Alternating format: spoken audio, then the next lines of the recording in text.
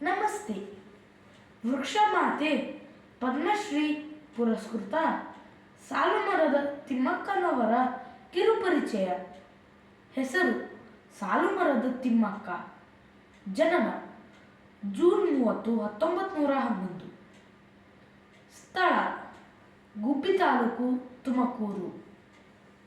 ತಂದೆ ಚಿಕ್ಕರಂಗಯ್ಯ, ತಾಯಿ ವಿಜಯಮ್ಮ, ಪತಿ ಚಿಕ್ಕಯ್ಯ. ವೃತ್ತಿ ಪರಿಸರ ಪಾಲಕಿ.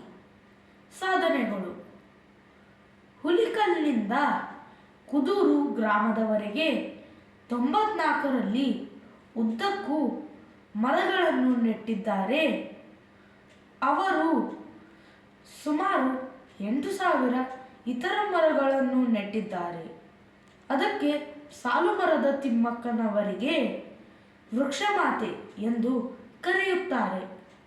ಪ್ರಶಸ್ತಿಗಳು: ಪದ್ಮಶ್ರೀ ಪ್ರಶಸ್ತಿ, ಹಂಪಿ ವಿಶ್ವವಿದ್ಯಾಲಯದಿಂದ ನಾಡೋಜ ಪ್ರಶಸ್ತಿ, ರಾಷ್ಟ್ರೀಯ ನಾಗರಿಕ ಪ್ರಶಸ್ತಿ, ಕರ್ನಾಟಕ ಕಲ್ಪವಲ್ಲಿ ಪ್ರಶಸ್ತಿ ಮುಂತಾದವು.